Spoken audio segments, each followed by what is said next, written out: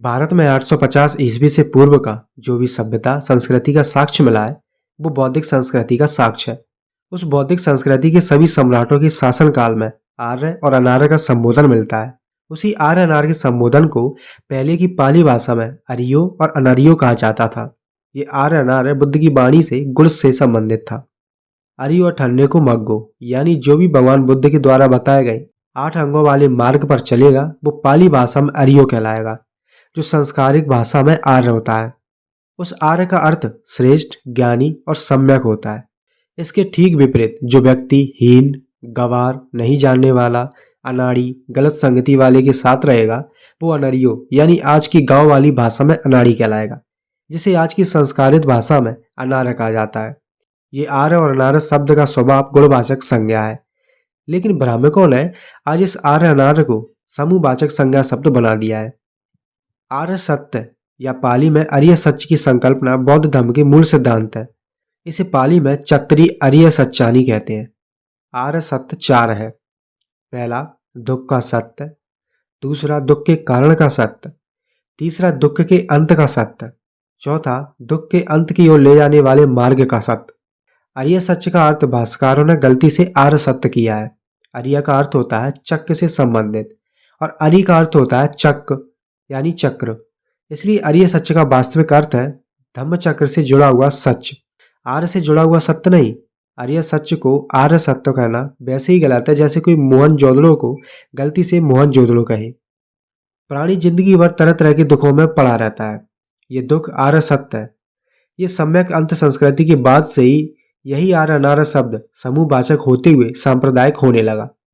इसी समय से पंथों का भी निर्माण शुरू हो गया था। पंथों के निर्माणकर्ताओं ने भारत की संस्कृति को अपने बचाव के लिए वर्णागत समाज बनाना शुरू कर दिया था। इसके अंतर्गत मुगल काल में क्षत्रिय वर्ण के निर्माण का साक्ष्य स्पष्ट देखने को मिलता है। लेकिन पंथों के निर्माणकर्ताओं ने अपने ब्राह्मण वर्ग को काल्पनिक कहानियों से जोड़ते हुए लाखों करोड़ों वर्ष पहले का बना दिया। लेकिन वास्तव में ब्राह्मणी वर्णागत साक्ष्यों की प्राप्ति इसी काल से प्रारंभ होती है। भारतीय संस्कृति में पंथों के संस्थापकों द्वारा वर्ण जाति का बीजारोपण हो गया था। अब सिर्फ इसे बड़ा करते हुए पहले के बगैर वर्ण वाले समाज को दबाना था। इसके लिए इन दोनों वर्णों के प्रमुखों ने मिलकर अपने पड़ोसी देशों के मुस्लिम सम्राटों से मिलकर भारत में जो सम्यक सभ्यता स्थापित थी उसको नष्ट करवाना शुरू कर दिया था। परिणाम स्वरूप आगे भारत पर मुस्लिमों का आक्रमण बराबर होने लगा। तो मुगल सम्राटों के सलाहकार रहे दोनों वर्णों के लोग कपटी प्रवृत्ति के सलाहकार थे। इसी वजह से इन सभी ने मुगल सम्राटों की आमदनी को बढ़ाने के लिए आम जन पर सांप्रदायिक टैक्स यानी जजिया कर का सुझाव दिया। अय्याश मुस्लिम शासकों को भी सरकारी राजस्व बढ़ाने वाला सुझाव अच्छा लगा। इसके बाद भारत के अंदर जजिया कर शुरू हुआ। मुस्लिम शासकों द्वारा कर लगाने के बाद ही भारत के इन कपटी लोगों में खलबली मच गई।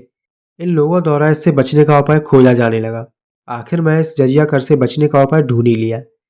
उस समय के सवर्णों ने अपने आप को आर्य से संबोधित करते हुए पहली बार उस आर्य शब्द को किसी विदेश से जोड़कर मुगल सम्राट को समझाया कि हम आर्य जाति के हैं, हम और आप भाई भाई हैं, यानी चोर चोर मौसेरे भाई। आपके जैसे ही हम बाहरी हैं, हम भी तो बाहर से आए हैं। हम पर ये जजिया कर लागू नहीं होता है। ये कर तो भारत की जनता पर लागू होता है, हम थोड़ी ना यहाँ के हैं। इस तरह ये लोग मुगलों के जजिया कर से मुक्त हो गए। लेकिन मुगल सम्राटों के बाद जब अंग्रेज सत्ता आई तो अंग्रेज सरकार के सामने ये सवर्ण समाज के कुछ नेता लोगों ने अपने आप को बाकी के भारतीयों से सर्वश्रेष्ठ घोषित करना शुरू कर दिया, ताकि अंग्रेजों को ये लगे कि भारतीय राज सत्ता को सुचारू रूप से चलाने वाला अगर कोई है तो ये एक श्रेष्ठ समुदाय होना चाहिए। इसके लिए अंग्रेजी सरकार के समय अनेक सवर्णों ने परिवार पुस्तकें लिख लिख के रखी और उसके माध्यम से अंग्रेजों के गुणगान गाए और अपने पूर्वजों को भी विदेश से आना लगा। उस समय सभी लेखकों ने अपने समुदाय को ईसा से 1500 वर्ष पूर्व के समय में भारत आना लिखा है। लेकिन इसके बाद किसी ने ये नहीं लिखा कि विदेश से भारत आने के बाद हमारे पूर्वज किस अवस्था में, किस जगह पर, कितने दिनों तक अपना समय व्यतीत किए। आखिर उन सभी लेखकों को अपने पूर्वजों की जीवनी भी लिखनी चाहिए थी कि आखिर उनके पूर्वज लोग भारत की सम्यक संस्कृति वाले अनेक सम्राटों के 2500 सालों के कार्यकाल में कहाँ थे, किस हालत में थे, किस नाम से जाने जाते थे, उनकी बोली भाषा क्या थी, इतने स्मार्ट होकर भी गुमनाम कैसे थे। इन सभी बातों को लिखने की किसी भी लेखक ने जरूरत नहीं समझी। इन सभी चबूतरों ने आखिर अपने आप को मुगलों के समय में ही अचानक से क्यों प्रकट किया। इन लोगों ने अपनी पुस्तकों में लिख लिख के रखा कि ये विदेश से आया। उसमें अपने समुदाय विशेष को विदेश से आने की बात को अलग अलग जगह क्यों बताया? इतनी मत भिन्नता क्यों? क्या इन सभी के पास लिखने का आधार अलग अलग था, या जिसको रात में जो सपना आया वो वैसा ही लिखते गए? अगर किसी के पास लिखी गई बातों का पुरातात्विक आधार है तो बताए। जैसे इन विषय में सबसे पहले राहुल सांकृत्यायन उर्फ केदारनाथ पांडे ने अपनी पुस्तक बुलगा से गंगा में लिखा कि मेरे पूर्वज बुलगा नदी के किनारे से चलकर गंगा नदी के किनारे आए। तिलक ने अपनी पुस्तक the Arctic home of Aryans में अपने पूर्वजों को उत्तरी ध्रुव से आना निश्चित किया। डॉक्टर अविनाश चंद्र दास ने अपनी पुस्तक में सप्त सैंधव प्रदेश से अपने पूर्वजों का आना निश्चित किया है। जवाहरलाल नेहरू जी ने भी अपनी पुस्तक में अपनी ब्रह्मशील प्रजाति के परबाबा को आर्य से संबोधित करते हुए मध्य एशिया से आना लिखा है। यानी इन लेखकों को अपने पूर्वजों की वास्तविक पहचान बताने में शर्म महसूस हुई। जो सस्ता नशा करके सभी कलम कसाइयों ने अपने पूर्वजों को अलग अलग जगहों से आना लिखा है। क्या इन्हें अपने बाप का पता नहीं था जो कुछ भी लिख के रख दिए? उसके बाद ये विदेशी जाति को विदेशी लिखने का आधार वेद बताते हैं, जबकि वेद का आधार खुद सम्यक संस्कृति में होना अपने आप में बड़ी गड़बड़ी सा बना हुआ है। वो इसलिए कि 850 ईस्वी से पहले वेद का कोई साक्ष्य आज तक नहीं मिला है। वेद के अनुयायी आज लोग ये कहते नहीं थकते कि वेद बौद्धिक ज्ञानवर्धक ग्रंथ है, और ये श्रुति स्मृति द्वारा कई हजार वर्षों तक लोगों को लाभ देते हुए भारतीय संस्कृति में पीढ़ी दर पीढ़ी यानी एक व्यक्ति से दूसरे व्यक्तियों द्वारा स्थानांतरित होती हुई चली आ रही है। इसको लिखित रूप से कभी भी कलमबद्ध करने का काम नहीं हुआ था, इसलिए वेद की कोई भी लिखित प्रतिलिपि आपको आज साक्ष्य के रूप में नहीं मिलती है। ये तो भारत में कागज आने के बाद से मुस्लिम काल में लिपिबद्ध किया गया, जिसके बाद से ये वेद हर लोगों को सर्वसुलभ रूप में लिखित मिलना शुरू हुआ। अब तो इन वेद के अनुयायियों पर और भी ज्यादा संदेह बढ़ जाता है कि इनकी ज्ञानवर्धक बातें जो श्रुति स्मृति से हजारों साल पहले से चली आ रही थी, उसको मुस्लिम काल में लिपिबद्ध करने की क्या आवश्यकता थी? क्या इन चूनमंगों को मुगलों की छत्र छाया में रहकर लिखना ज्यादा पसंद आ रहा था? मुगल और राजपूत काल के पहले सम्यक संस्कृति के अंदर अनेक विश्वविद्यालय ज्ञान के भंडार हुआ करते थे, फिर भी उस समय ज्ञान से लबालब भरे वेद की बातों को जानने वाला कोई शिक्षण संस्थान या विद्यार्थी क्यों नहीं मिला? अगर वेद में ज्ञान का भंडार था तो उस समय का कोई भी शिक्षण संस्थान इस श्रुति वाली वेद पुस्तक को अपने विद्यालय में अध्ययन के लिए अपने पाठ्य पुस्तक में शामिल क्यों नहीं किया था? अगर पाठ्य पुस्तक में शामिल नहीं किया तो इस ज्ञानवर्धक श्रुति परंपरा को लिपिबद्ध क्यों नहीं किया? आखिर बात क्या थी?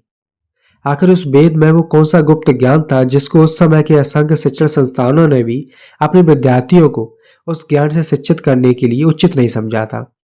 इन सभी पहलुओं पर सबसे ज्यादा संदेह अपने समय के रहे सम्राट बिम्बिसार, मौर्य, मेनांडर, कुषाण, गुप्त, हर्षवर्धन जैसे विश्वविख्यात सम्राटों पर जाता है कि उन सभी ने समय समय पर ज्ञान वाली प्रत्येक बात को आदेशों को शिलापट पर लिपिबद्ध किया था और अपनी जनता को लाभ पहुंचाया था।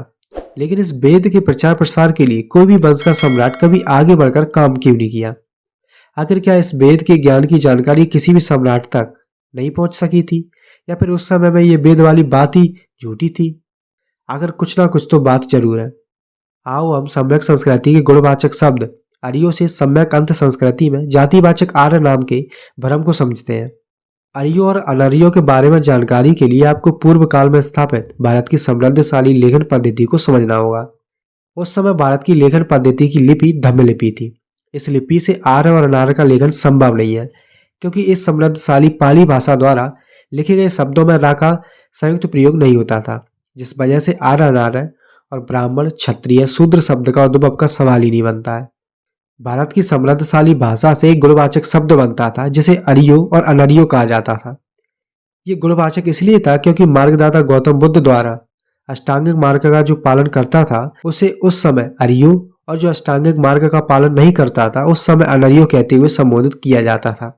लेकिन भारत में जब ब्रह्मवंश का उदय हो गया था तो किसी कारण से ब्रह्मवंश समूह को इस शब्द की आवश्यकता हुई, तो इनने गुणवाचक शब्द अरियो और अनरियो को गुणवाचक से हटाकर जातिवाचक और समूहवाचक से जोड़ दिया। इसी जातिवाचक संज्ञा के कारण उत्तर भारत में अरियो को आर्य से और अनरियो को अनार्य से संबोधित करने की परंपरा का जन्म हुआ। पर दक्षिण भारत में यही अरियो आर्य नहीं बनकर अय्यर और अनरियो अनार्य नहीं बनकर नैयर कहलाने लगा। दक्षिण भारत में आज भी ऐसा समूह मिलता है जो अरियो से अयंगर यानी अय्यर से भी श्रेष्ठ अय्यर बना था। जैसे जैसे ये जातिवाचक समूह आगे बढ़ रहा था वैसे वैसे इसमें भी टूट फूट हो रही थी। आगे इसी अय्यर में कुछ थोड़ा श्रेष्ठ अय्यर बना तो कुछ थोड़ा छोटा अय्यर बना। जिसका संबोधन श्रेष्ठ अय्यर यानी सेठियार या अपभ्रंश की भाषा के अनुसार आज चेतियार बन गया, और जो छोटा अय्यर बना था वो आज चुल अय्यर या अपभ्रंश की भाषा के अनुसार चुल्लियार से संबोधित होने लगा।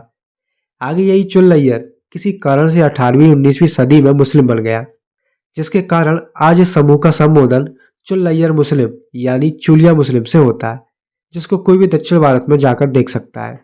सम्यक संस्कृति का गुणवाचक शब्द अर्यो और अनर्यो का जब सम्यक अंतकाल में संस्कारित होते हुए आर्य और अनार्य बनता है तो तथाकथित इस आर्य समूह के लोगों के ज्ञान की मत भिन्नता देख लीजिए।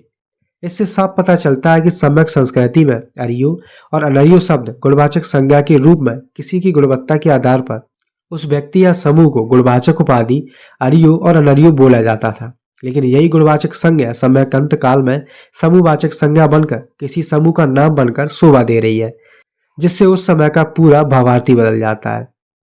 मैं आर्य शब्द के प्रयोग के विरुद्ध हूं और आर्य शब्द का प्रयोग पूरी तरह से टालता हूं जब तक कि इसका प्रयोग पाली शब्द के रूप में इसके मूल अर्थ के साथ न किया जाए। आर्य नामक कोई कबीला, जनजाति या विशिष्ट समूह कभी नहीं रहा। इस पाली शब्द का प्रयोग विचार और कर्म में महान व्यक्तियों का वर्णन करने के लिए किया जाता था। इस शब्द का प्रयोग हमारी शब्दावली से पूरी तरह से प्रतिबंधित कर दिया जाए, सिवाय तब जब इसका प्रयोग मूल पाली अर्थ में किया जाता है। यह केवल बेकार और निराधार तर्कों को जन्म देता है। यह बिल्कुल हिंदू शब्द जैसा है और अलग अलग लोगों के लिए, अलग अलग उद्देश्यों के लिए इसका अर्थ अलग अलग होता है। 900 ईस्वी से पहले वर्णधर्मी जनेऊधारी शूद्रों यानी आधुनिक ब्राह्मण या द्विज के पूर्वजों के बारे में बहुत कम जानकारी उपलब्ध है। पुरातात्विक साक्ष्य और उनकी भाषा के साक्ष्यों का अभाव बताता है कि उनका कोई भारतीय इतिहास नहीं है। इसके अलावा ब्राह्मणों द्वारा निर्मित बोलचाल की संस्कृत भाषा को देवनागरी लिपि से भ्रमित न करें, जिसे धम्म लिपि से विकसित माना जाता है। यहाँ तक कि इस लिपि को भी ब्राह्मणों ने अपनाया और इसमें कुछ और चिन्ह जोड़े ताकि संस्कृत भाषा को लिखा और उच्चारित किया जा सके। ब्राह्मण भारत में आकर बस गए होंगे, लेकिन वे कभी आर्य नहीं थे। ब्राह्मण तो ब्राह्मण ही है। ब्राह्मण खुद को उच्च पराक्रमी, पवित्र, कुलीन, आर्य दिखाने के लिए अपने लिए तमाम नाम चुन लेते हैं। वे मूल शब्दों से खेलते हैं, उनके उच्चारण में बदलाव करते हैं, उनके अर्थ बदलते हैं और नियंत्रण करते हैं। ये ब्राह्मण शब्द भी पहले सम्यक काल में बमन शब्द से संबोधित किया जाता था। वे खुद को अब आर्य कहते हैं और भोले वाले लोग उनके झांसे में आ जाते हैं। ये ऐसा है जैसे सनातन शब्द पर कब्जा कर लिया जो पाली का सनातन है। ब्राह्मणों ने हमें ये बुला दिया कि अछूत बनने से पहले उनके पूर्वज वास्तविक आर्य थे, यानी महान बुद्ध के मार्ग पर चलने वाले सच्चे और महान इंसान थे, यानी आर्य। इतने सारे पुरातात्विक प्रमाण और तर्क को देखने के बाद यही स्पष्ट हो जाता है कि जम्बूद्वीप के सम्यक संस्कृति में विदेशी शासक समय समय पर आए जरूर है, लेकिन सभी विदेशी शासक अपनी पहचान को बनाते हुए सम्यक संस्कृति में अपनी पहचान को विलीन कर दिए। वे सभी विदेशी शासक लोग अपने साथ कोई भी विदेशी भाषा, लिपि या विदेशी संस्कृति को साथ लाकर जम्बूद्वीप में स्थापित नहीं किए, बल्कि वे सभी लोग सम्यक संस्कृति का अंग बनते चले गए और अपने शासन काल में सम्यक संस्कृति को मजबूती प्रदान करते हुए एक ऊंचाई पर ले गए। आज उसी का परिणाम है कि उन सभी के द्वारा किए गए कामों का लिखित साक्ष्य देखने को मिल रहा है। इन स्पष्ट पुरातात्विक साक्ष्यों को देखने के बाद भी अगर किसी को विश्वास नहीं हो रहा है तो ये उनका अपना विवेक है। कलम का साहित्य पुरातात्विक साक्ष्यों को किनारे करते हुए अपनी कलम की जादूगरी द्वारा लोगों को आज तक गुमराह करते रहे हैं। पुरातात्विक साक्ष्यों से स्पष्ट दिखता है कि ईसा पूर्व थेर आर्य महासंघ कुषाण काल में महासांघिक आर्य संघ में रूपांतरित हो गया और वो महासांघिक संघ गुप्त काल में शिक्षण संस्थानों के माध्यम से धम्म और अज्जत यानी आज की भाषा में धर्म और अध्याय के लिए विश्व में प्रसिद्ध हो गया। लेकिन पाल वंश के समय में महासांघिक आर्य संघ से निकले वज्रयान, तंत्रयान, शाक्तयान, शैवयान और वैष्णवयान जैसे मत इन ब्राह्मणवादी कर्म कसाईयों के जाल में फंस कर रह गया, जिसके परिणाम स्वरूप लोग अपने अपने नाम का दर्शन पंथ स्थापित करने लगे थे। आज वही स्थापित दर्शन ब्रह्मयान बनकर लोगों को भ्रमित कर रहा है, जो आज हिंदू धर्म रूपी सामाजिक विषमता के साथ धार्मिक विषमता पैदा किए हुए है।